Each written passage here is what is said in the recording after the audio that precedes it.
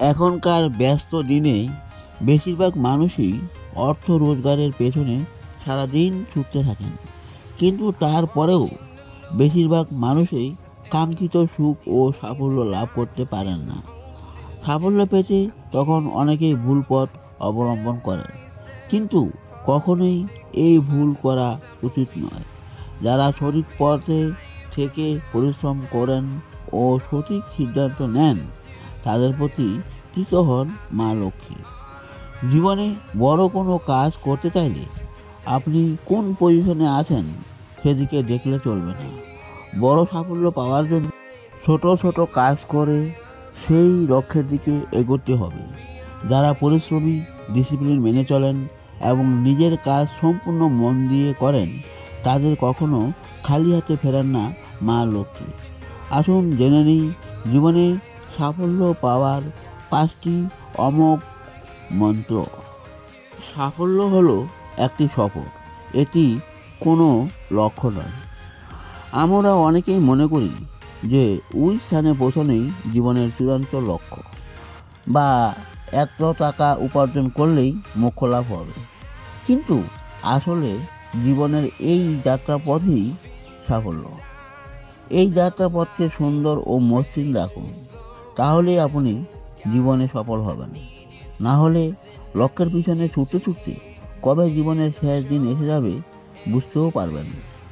হঠাৎ একদিন দেখবেন জীবনের পথ শেষ, কিন্তু লক্ষ্য এখনো অনেক দূরে। তাই জীবনের যাত্রাপথকে সুন্দর করে তোলাই হলো আসল সাফল্য।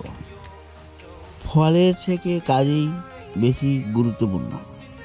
গীতায় শ্রীকৃষ্ণ বলেছেন যে কর্ম করে যাও, ফলের আশা করো না।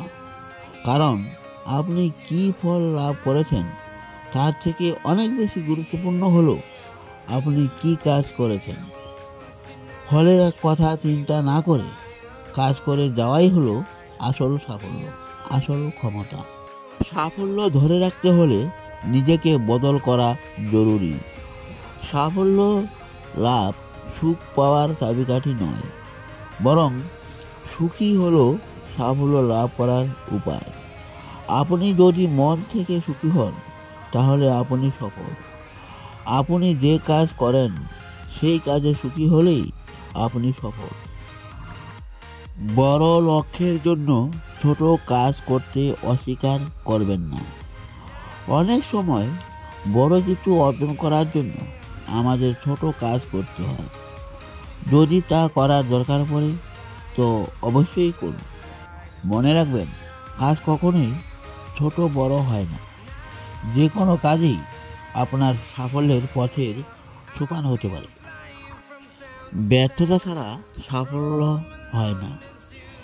যে ব্যক্তি জীবনে কখনো সফল হয়নি, সেই ব্যক্তির পথে সফল হওয়া সম্ভব নয়। কারণ ব্যর্থতা আমাদের শিক্ষা দেয়।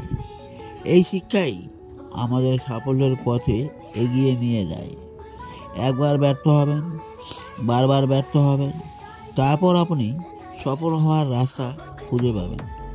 জীবনে কষ্ট পেতে পেতে আমাদের চরিত্র গঠন হয়। তাই কষ্ট থেকে পালাবেন না, তার মোকাবিলা করুন। ভিডিওটি ভালো লাগলে একটা লাইক করুন আর বন্ধুদের সাথে শেয়ার করুন। আর এরকম নিত্য নতুন ভিডিও দেখতে চাইলে চ্যানেলটি সাবস্ক্রাইব করুন। ধন্যবাদ।